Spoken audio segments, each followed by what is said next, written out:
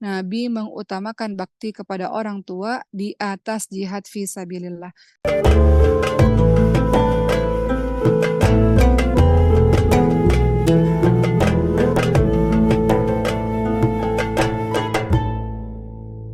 Ketika orang tua sudah tiada, teman-teman semua, engkau akan menyesal. Apa yang namanya orang tua pernah membuat kita kesal, membuat kita luka dan sebagainya, itu hilang, yang ada adalah penyesalan saja. Kenapa menyesal? Pertama, engkau merasa bahwa engkau ketika dia hidup, engkau kurang membahagiakannya. Engkau jarang menanyakan kabarnya, misalnya. Kemudian engkau sering membantahnya, misalnya. Engkau membandingkan dia dengan yang lain-lainnya, misalnya. Itu bagian-bagian hal yang membuat engkau akhirnya banyak sekali menyesal ketika orang tuamu tiada, teman-teman semua.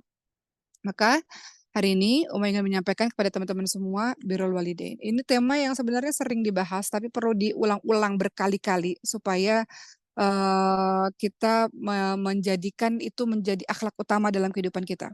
Uma berharap teman-teman yang ada di sini gak hanya hormat pada orang tuanya sendiri, tapi orang tua siapapun itu. Siapapun itu. Orang tua siapapun itu, kita juga hormat kepadanya. Sekarang kita masuk ke bab birrul walidain, teman-teman semua. Tadi Ustaz Zalitia sudah menyebutkan surah Al-Isra 23. A'udzubillahi minasyaitonirrajim. Wa qada rabbuka alla ta'budu illa iyyahu wa bil walidaini ihsana. Al-Isra ayat 23. Dan Rabbmu memerintahkan kepada kamu supaya jangan menyembah kepada selain Allah dan hendaklah kamu berbuat baik kepadanya. Kenapa? Karena begitu tingginya hak mereka.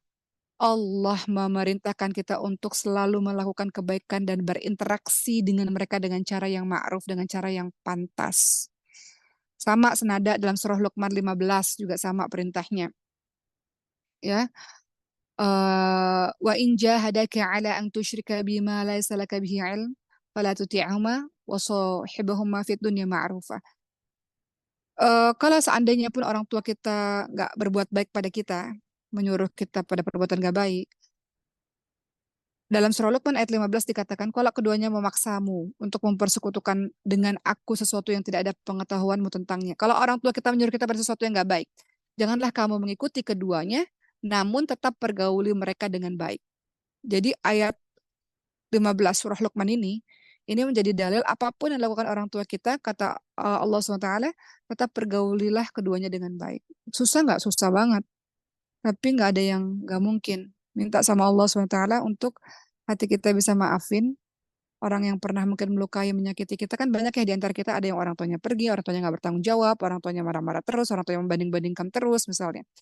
Kalau ketemu dengan orang tua yang seperti itu, maka minta sama Allah untuk hatinya disembuhin, dan ingat surah Luqman ayat 15. Jangan kamu mengikuti keduanya kalau memang keduanya menyuruh kamu pada keburukan, tapi tetap apapun itu pergaulilah mereka dengan baik. Sa'ad bin Waqqas radhiyallahu anhu, kalau tidak salah ya, beliau itu seorang sahabat yang waktu itu ibunya mengatakan pada saat, kalau kamu masih beragama Islam, ibu akan mati perlahan-lahan dengan tidak mau makan sama sekali. Jadi ibunya menyiksa anaknya ini dengan puasa, nggak mau makan berhari-hari. Maka saat ini mengatakan, ibu, andaikan kau punya 100 nyawa sekalipun, nyawa itu lepas satu persatu, maka aku akan tetap berada dalam keimananku. Tapi saat tetap berbuat baik kepada ibunya, namun tidak mengikuti nasihat ibunya. Kalau nasihat ibunya itu nasihat yang buruk gitu. Ya, begitulah teman-teman semua. Jadi Nabi mengutamakan bakti kepada orang tua ini di atas jihad fisabilillah. Kata Ibnu Mas'ud radhiyallahu anhu, aku pernah berkata dan bertanya pada Rasulullah, apakah amalan yang paling dicintai oleh Rasulullah, oleh Allah? Amalan yang paling dicintai oleh Allah SWT adalah mendirikan sholat tepat pada waktunya. Apalagi? Kata Ibnu Mas'ud, berbakti pada orang tua. Apalagi? Barulah dijawab oleh Rasulullah, jihad di jalan Allah. Hadis surat Bukhari. Jadi teman-teman bisa lihat di hadis ini, Nabi mengutamakan bakti kepada orang tua di atas jihad fi sabilillah. Makanya ketika ada seorang sahabat yang datang pada Rasul, Rasul saya mau berjihad. Kata Rasul, kamu punya orang tua nggak? Punya. Rasul, pulang. Kamu jihadnya sama orang tua kamu. Kamu kan mau berjihad kan, mau dapat surga kan. Pulang, orang tua kamu lebih butuh kamu. Gitu. Kamu pulang, gak usah ikut berjihad, berperang di jalan Allah Subhanahu wa Ta'ala. Sama juga senada kalimatnya, semuanya digandengkan kan. Jangan menyekutukan Allah, kemudian berbakti pada orang tua. Jangan menyekutukan Allah, berbakti sama orang tua. Berikut juga teman-teman lihat dalam surah Al-Baqarah 83. Ya, janganlah kamu menyembah kepada selain Allah, berbuat baiklah kepada ibu bapak dan kaum kerabat, anak-anak yatim dan orang miskin. Pasti selalu diawali dengan jangan menyekutukan Allah, kemudian kedua berbuat baik kepada orang tua. Allah Subhanahu wa taala juga menyanjung para nabi. karena baktinya pada orang tua. Misalnya dalam surah Maryam ayat 14, ya, di situ ada kalimat dan banyak berbakti kepada orang tuanya dan bukanlah ia orang yang sombong lagi durhaka. Lagi ngebahas tentang Siti Maryam. Atau tentang bagaimana Allah menyanjung Nabi Isa alaihissalam dalam surah Maryam ayat 32, ya. Dan berbakti kepada ibuku dan dia Allah tidak menjadikan aku sebagai orang yang sombong lagi celaka. Memuji Nabi Isa alaihissalam. Oke. Berikutnya teman-teman semua, ya, berikutnya em, apa sih manfaat kalau kita bakti sama orang tua? Pertama, terangkatnya musibah. Kedua, lenyapnya masalah dan kesedihan. Itu pasti terjadi tuh. Bakti sama orang tua akan melahirkan banyak sekali kebaikan. Pertama, terangkatnya kebaikan. Terangkatnya musibah, maksudnya terangkatnya musibah. Teman-teman tahu, em, banyak musibah-musibah terjadi dalam kehidupan kita disebabkan karena kesalahan kita sendiri kan. Amal-amal soleh yang kita lakukan, khususnya kepada ibu kita, ternyata membuat musibah terangkat. Kemudian yang kedua, lenyapnya kesedihan, lenyapnya masalah. Uma ingin mengisahkan tentang tiga orang yang terjebak ke dalam pintu gua. Ini Uma sudah sering kali cerita tentang ini. Mereka saat itu sedang berjalan-jalan, tiba-tiba terjadi gemuruh, hujan badai, mereka berlindung di dalam gua. Tiba-tiba ada batu besar menutup pintu gua. Kemudian mereka bertawasul dengan amal soleh mereka, tiga orang ini, supaya batunya itu tergeser, supaya mereka tidak mati di dalam gua. Makanya orang pertama itu bertawasulnya dengan apa? Dengan amal solehnya kepada kedua orang tuanya, dengan baktinya kepada kedua orang tuanya. Ya, jadi orang pertama ini mengatakan, ya Allah, selama ini aku selalu memberikan makan dan memberikan minum lewat tanganku sendiri kepada kedua orang tuaku, ya Allah. Maka Allah menilai itu sebuah amal solih yang sangat luar biasa. Dan orang ini meyakini bahwa bakti kepada orang tua menjadi salah satu faktor menghilangkan musibah. Maka lewat wasilah bakti pada orang tua ini Allah menghilangkan musibahnya. Allah lenyapkan permasalahannya. Allah tolong dia, Allah geser batunya sampai akhirnya mereka selamat. Ya, jadi teman-teman semua, bakti sama orang tua ini bisa mengangkat musibah, kedua lenyapnya masalah dan kesedihan, kemudian eh, bakti sama orang tua balasannya eh, surga tentu saja dan juga di bumi. Orang-orang yang bakti sama orang tua itu mendapatkan kebaikan di dunia akhiratnya, di surganya Allah yang seluas langit dan bumi, dan juga mendapatkan balasan langsung oleh Allah SWT di muka bumi ini. Ada satu kisah menceritakan tentang seorang sahabat. Beliau berkata, aku bersama Nabi untuk meminta pertimbangan dalam berjihad. Tadi Mas sampaikan ya. Kemudian kata Nabi, nggak usah, nggak perlu berjihad. Udah pulang aja. Pulang, kenapa? Temani mereka berdua di rumah. Sesungguhnya surga berada di bawah telapak kaki keduanya. Surga itu berada di rumahmu. Jadi kamu sibuk-sibuk cari amal soleh kemana-mana. Kamu sibuk cari kebaikan di mana-mana. Ternyata surga adalah ngerawat orang tuamu sendiri. Gitu. Begitu teman-teman semua. Kemudian Uma ingin menyampaikan pada teman-teman semua untuk orang tua kita yang sudah meninggal dunia. Mau pernah bahas ini juga ya. Orang tua kita yang sudah meninggal dunia, kita bisa apa ketika ada seorang sahabat yang tanya, ya Rasulullah, bagaimana cara kita bakti pada orang tua yang telah tiada, begitulah kira-kira ya. Kemudian Nabi menjawab, engkau mendoakannya. Teman-teman setiap kali ingat orang tua itu langsung kirim doa. Kemudian minta ampun untuknya, Rabbi firli wa liwalidayya warhamhuma kama rabbayani shaghira, atau Allahumma firlahu warhamhu wa'afifu anhu, atau doa pakai bahasa Indonesia silakan. Melaksanakan wasiatnya, apa pesan-pesan mereka sebelum mereka meninggal dunia. Teman-teman lakukan itu, gitu ya. Memuliakan sahabat-sahabat dan kerabat-kerabatnya. Siapa sahabat-sahabat ayah kita, ibu kita yang masih hidup, nah kita muliakan. Menyambung tali silaturahmi dengan kerabat-kerabatnya. Nah itu beberapa di antara kita bisa bakti kepada kedua orang tua kita. Termasuk teman-teman yang ngafalin Quran. Banyak teman-teman di Maskal Hufaz ataupun di rumah Quran lainnya ngafalin Quran karena mau bakti sama orang tuanya. Mereka mengatakan ketika di dunia nggak sempat berbakti. Kami bukan orang kaya, nggak bisa membahagiakan orang tua dengan uang. Kami pun belum jadi orang sukses, tapi orang tua keburu meninggal. Bagaimana caranya untuk berbakti? Jadi penghafal Quran. Karena kalau jadi penghafal Quran, Allah SWT akan memberikan mahkota kemuliaan, diangkat terus derajatnya oleh Allah SWT. Sampai-sampai orang tua bingung, ini dapat mahkota seterang ini, jubah seterang ini dari apa? Kemudian dikatakan oleh Allah karena anakmu yang menghafalkan Quran. Jadi banyak motivasi anak-anak kita menghafalkan Quran dikarenakan ibunya, ayahnya telah tiada dan penyesalan karena selama hidup belum penuh berbakti, maka mereka menghabiskan waktunya sekian tahun untuk menghafalin Quran, untuk bisa bakti kepada kedua orang tua. Dan juga jangan lupa untuk banyak istighfar ya teman-teman semua. Rabbi firli wali walidayya warhamhuma kama rabbayani shaghira. Allahumma firlahu warhamhu wa'afi wa'fu anhu. Kenapa? Karena orang tua kita nanti di hari akhir, di akhirat itu, mereka akan naik terus ke derajat surga berikutnya. Lalu mereka tanya, Allah, kenapa saya naik lagi ke derajat surga ini? Kenapa naik lagi ya Allah? Kata Allah Subhanahu wa taala, lantaran istighfar anakmu kepadamu. Jadi kalau kita ingat wajahnya, jangan ingat bayangannya atau ingat sesuatu tentang beliau, orang yang sudah meninggal dunia, khususnya ibu kita, ayah kita, jangan diam aja, langsung kirim doa.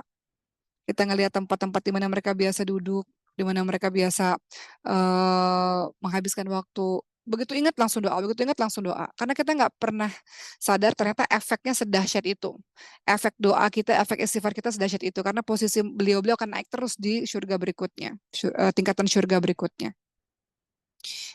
Ayah dan ibu sama aja ya teman-teman semua, kita harus berbakti walaupun ibu kita berikan perhatian yang lebih karena seorang ibu menempati kedudukan yang tinggi dalam Islam berbanding 3 dari kedudukan ayah. Ketika ada orang yang tanya siapa yang harus kita hormati, Rasul katakan ibu, ibu, ibu, kemudian ayah. Ya, karena kenapa ibu lebih dimuliakan daripada ayah? Karena ibu mengandung, melahirkan, menyusui sebuah hal yang tidak bisa dilakukan oleh ayah. Nanti kita mungkin akan khusus bicara soal ayah ya satu hari nanti insya Allah. Apa ancaman untuk orang-orang yang durhaka pada orang tuanya? Durhaka itu macam-macam loh teman-teman semua.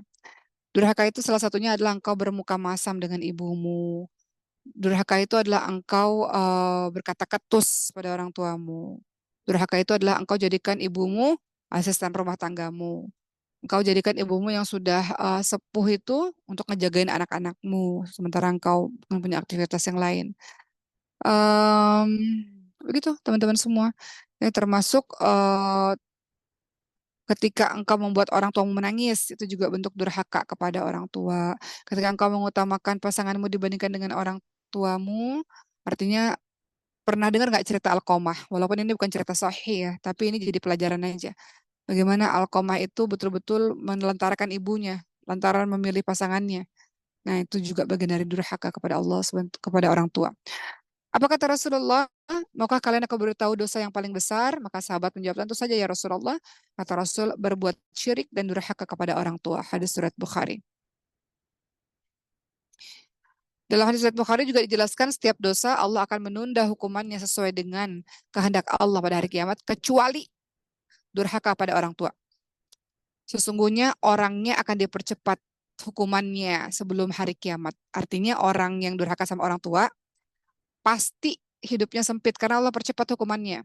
Di akhirat dapat, di dunia dapat. Makanya kalau kita hidupnya susah saat ini teman-teman semua, berantem terus rumah tangga, bisnis nggak pernah ada yang berhasil, oh, ngafalin Quran kok susah banget, kemudian menuntut ilmu kok nggak lulus-lulus di kampus favorit misalnya, atau banyak sekali konflik dalam kehidupan, salah satu caranya apa? Balik ke orang tuamu, minta ampun, minta maaf kepadanya, dan minta doa kepadanya.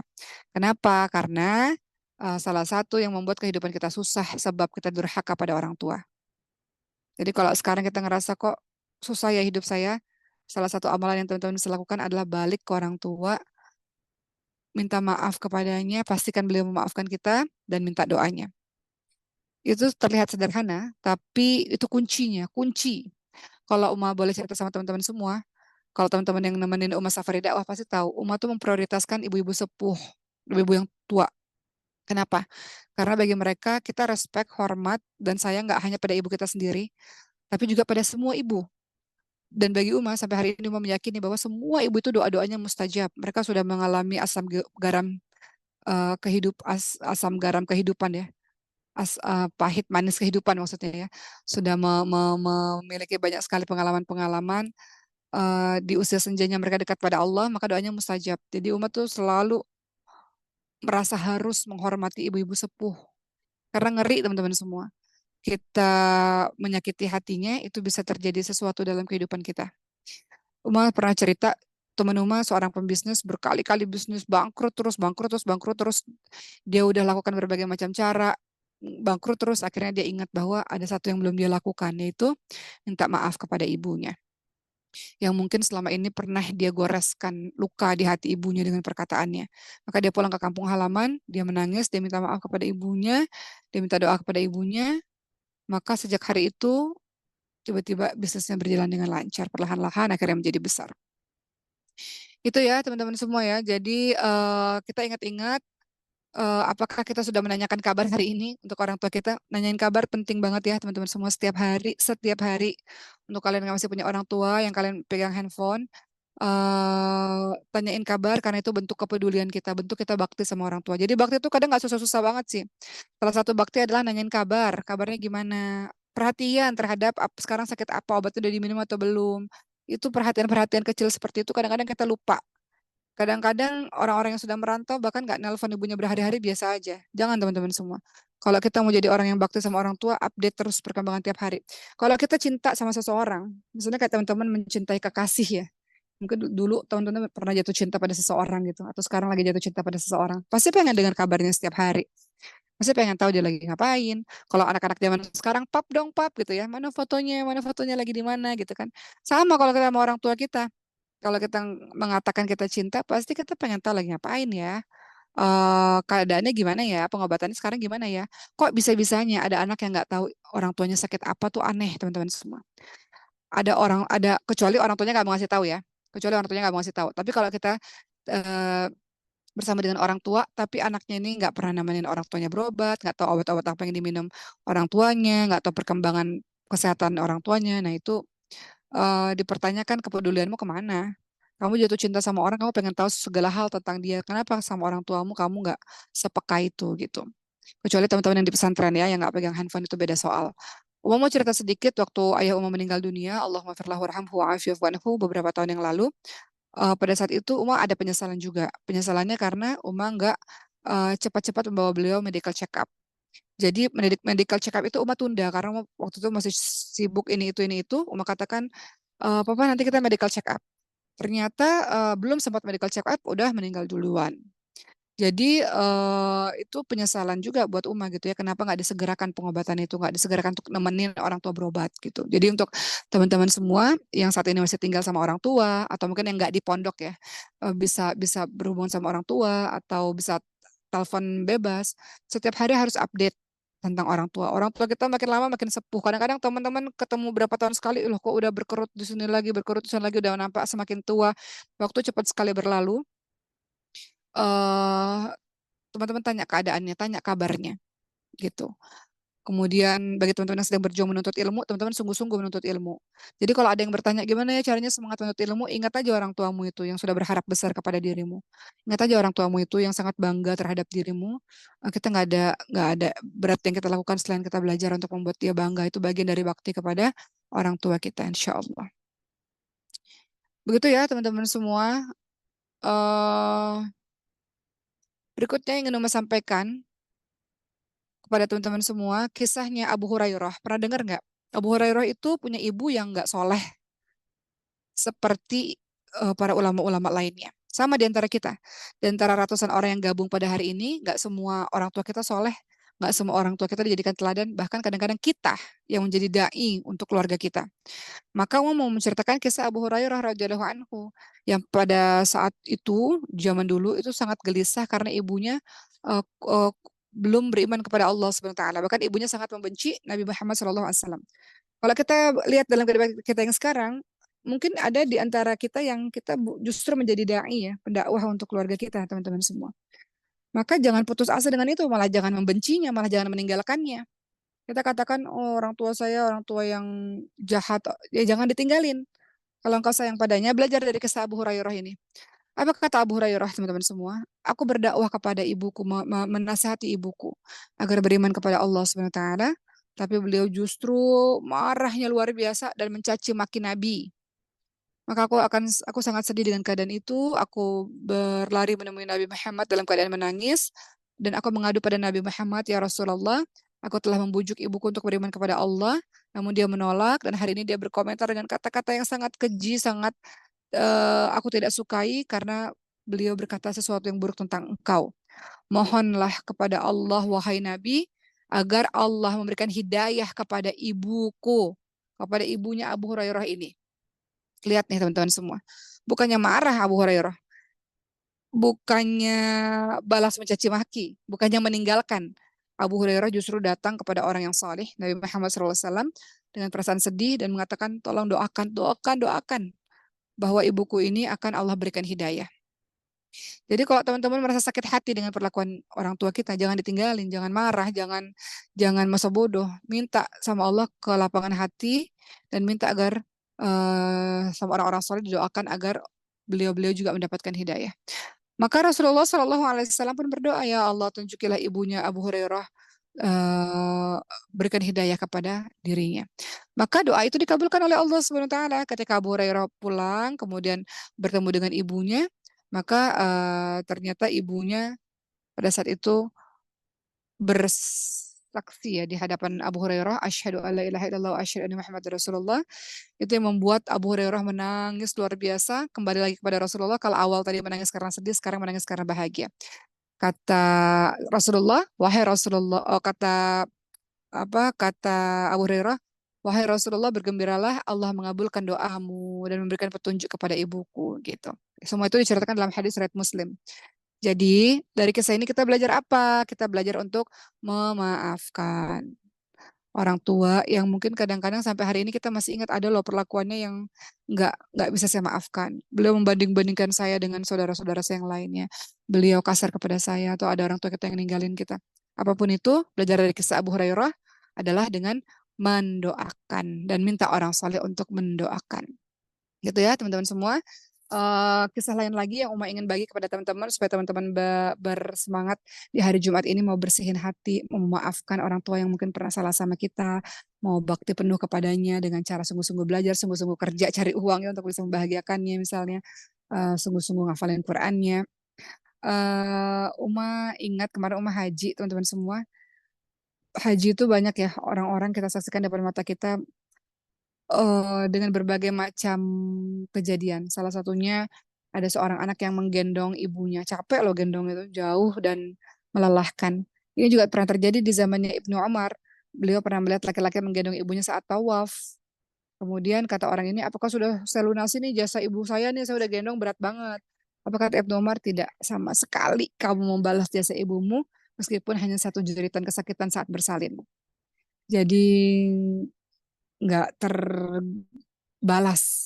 Semua jasa-jasanya tak terbalas. Hidup kita ini adalah salah satunya untuk berbakti, mengabdi kepada orang tua kita, insya Allah. Ingat kisah Uwais Al-Qarni, kisah yang juga sangat terkenal. Ulang lagi kisah ini. Beliau sangat sayang pada ibunya, merawat ibunya yang sedang sakit-sakitan. Namun Uwais Al-Qarni rindu sekali ingin bertemu dengan Rasulullah. Sudah beriman tapi nggak pernah lihat Nabi Muhammad Sallallahu Alaihi Wasallam. Makanya dari Yaman beliau datang ke Madinah untuk ketemu sama Nabi Muhammad setelah beliau dapat izin dari ibunya. Ibunya bilang boleh pergi tapi jangan lama-lama karena siapa yang merawat ibu yang sakit ini. Berjalan jauh dari Yaman sampai ke Madinah nggak ketemu sama Rasulullah. Siti Aisyah mengatakan tunggulah beberapa hari insya Allah Rasulullah akan kembali karena kamu sudah menempuh perjalanan sangat jauh berbulan-bulan masa pulang lagi gitu istilahnya tunggu beberapa hari nanti Rasulullah pulang insya Allah kembali ke sini. Namun akhirnya Uwais Al-Qarni memilih untuk hari itu juga saat itu juga pulang kembali karena tidak bisa meninggalkan sang ibu yang sebatang kara. Artinya beliau cinta pada Nabi, Masya Allah, beliau menempuh perjalanan berbulan-bulan lamanya, tapi beliau tahu bahwa yang penting udah datang ke sini nggak apa-apa nggak ketemu Nabi, tapi ada ibuku yang membutuhkan aku, gitu. Jadi merawat ibu yang sakit. Dari kisah Uwais Al-Qarni kita belajar bersabar merawat ibu yang sakit.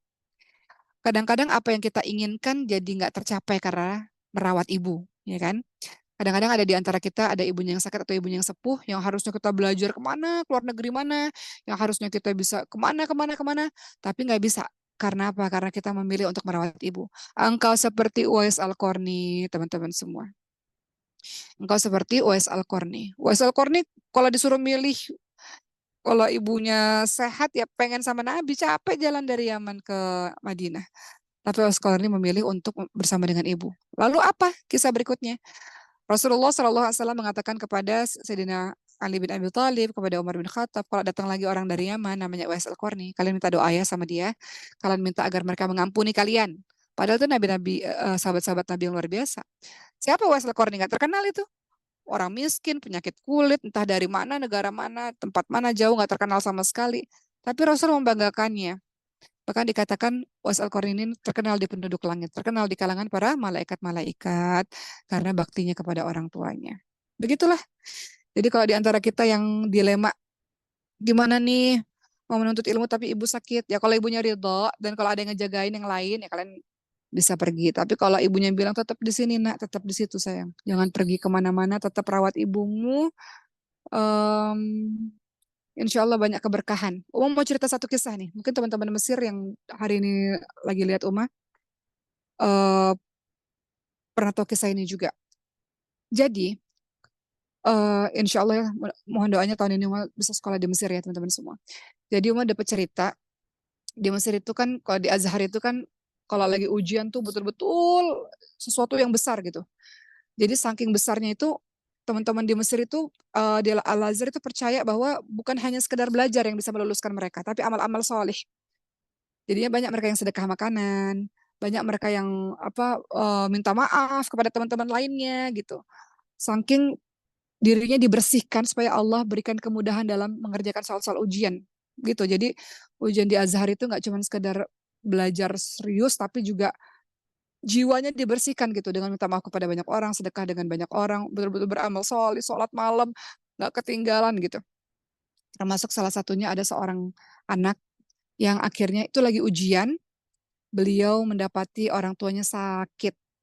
Jadi beliau pulang, nggak sempat belajar sama sekali, nggak bisa belajar sama sekali karena ngerawat orang tuanya sakit.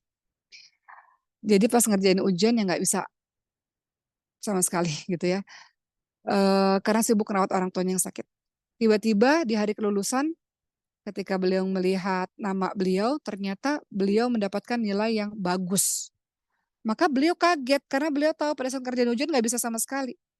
Akhirnya si anak ini datang kepada dokternya, kepada gurunya. Ya dokter, eh, ini salah nilai apa gimana nih? Kok bisa saya dapat nilai yang sebagus ini padahal saya tahu apa yang saya lakukan dalam ujian tersebut. Kata dokternya apa? Ini kisah nyata ya teman-teman semua. Kata dokternya, entahlah tapi aku melihatmu dalam mimpiku. Aku melihatmu dalam mimpiku dan itu yang menggerakkanku tiba-tiba aku memberikanmu nilai yang bagus. Jadi teman-teman semua itu dahsyatnya birrul walidain tuh. Kadang-kadang nggak masuk akal ya. Tapi ternyata itu terjadi. Kemarin mau dapat cerita ini seminggu yang lalu. eh jadi si dokter itu mimpi bahwa anak ini adalah anak yang soleh luar biasa, adalah anak yang bersih, sehingga ada yang menggerakkan hatinya untuk memberikan nilai yang bagus untuk anak itu. Akhirnya anak itu nilainya bagus dan lulus ke level berikutnya, ke tingkatan berikutnya. Jadi banyaklah keajaiban teman-teman semua. Banyak keajaiban teman-teman bakti sama orang tua itu banyak keajaiban. Allah mudahkan seluruh kehidupan teman-teman. Allah mudahkan ilmunya, Allah mudahkan bisnisnya, Allah mudahkan rumah tangganya, Allah mudahkan semua-semuanya. Karena amalan bakti kepada orang tua. Gitu ya teman-teman semua ya. Ada kisah lagi ini menarik ya. Dari Abdullah bin Aun. Beliau pernah suatu ketika memanggil ibunya dengan suara keras. Menghardik ibunya. Setelah itu beliau nyesel. Nyesel. Minta ampun sama Allahnya luar biasa. Saking nyeselnya beliau memerdekakan dua budak sebagai tanda penyesalan. Jadi nggak hanya minta ampun sama Allah, minta maaf sama ibunya, sampai ngebebasin dua budak teman-teman semua. Artinya kalau dalam kehidupan sekarang, artinya ya jadi sedekah. Hanya untuk sekedar merasa itu dosa besar yang dilakukan olehnya gitu ya, karena menghardik, mengata-katai atau memanggil ibunya dengan kata-kata yang kasar. Akhirnya untuk agar Allah mengampuninya beliau bersedekah gitu teman-teman semua. Terakhir yang mau ingin sampaikan pada teman-teman semua, hati-hati durhaka kepada orang tua, dosanya besar dan balasannya segera dan menyakitkan. Kata Nabi Muhammad SAW, akan terhina, akan terhina, akan terhina. Para sahabat bertanya, ya Rasulullah, siapa yang terhina itu? Maka Rasulullah SAW menjawab, orang yang mendapati orang tuanya masih hidup atau salah satunya pada hari tuanya, namun justru dia tidak bisa masuk surga. Hadis riwayat Muslim. Celaka, celaka, celaka, terhina, terhina, terhina. Punya orang tua di rumah tapi nggak bisa masuk surga. Jadi kamu ngapain aja selama ini gitu. Kamu ngapain aja selama ini? Masih ada orang tua, tapi kamu sibuk cari surganya lewat yang lain-lain. Kamu berbuat baik kepada orang lain bisa, kepada orang tuamu sendiri ketus. pada orang tuamu sendiri bermuka masam, pada orang tuamu sendiri pelitnya minta ampun, ya. Eh, Gimana bisa beli barang-barang yang lain kalau punya uang bisa, kirim ke orang tua nggak bisa, kok bisa begitu? Nanya kabar aja nggak mau misalnya. Jadi mulai hari ini kita berbakti dengan versi kita masing-masing untuk pelajar, baktinya dengan cara doain terus setiap saat dan bertekad jadi anak-anak yang soleh membanggakan orang tua. Untuk teman-teman yang bekerja, bekerja dengan segiat mungkin dan sisihkan, berikan untuk orang tua kita.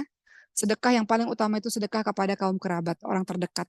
Jadi berikan pada orang tua kita, teman-teman semua. Jangan biarkan orang tua kita minta-minta kayak pengemis kepada kita. Kita yang kasih kalau kita memang ada kelebihan. Untuk teman-teman yang bisa berkomunikasi dengan orang tuanya tiap hari, tanya kabarnya, tanya tentang kondisi kesehatannya. Nggak boleh ada anak yang nggak tahu tentang sakitnya orang tua. Kalian harus tahu, apalagi orang tuanya dekat sama kalian. Kalian yang nemenin orang tua ke rumah sakit gitu. Kayak gitu. Ya, mudah-mudahan apa yang mau sampaikan pada hari ini ada manfaatnya. Dengan wasilah berbakti pada orang tua, hidupmu akan menjadi lebih mudah, teman-teman semua. Hidupmu akan menjadi lebih ringan. Untuk kalian yang masih punya orang tua, kalian masih bisa mendapatkan doa dan nasihatnya. Itu hal yang dirindukan ketika mereka sudah tiada. Ingat, orang tua punya batas waktu, kita nggak bisa berleha-leha, berlari untuk bisa membuat orang tua kita bangga dengan keberhasilan kita insya Allah, dengan ketaatan, kesolehan kita, kebaikan kita insya Allah.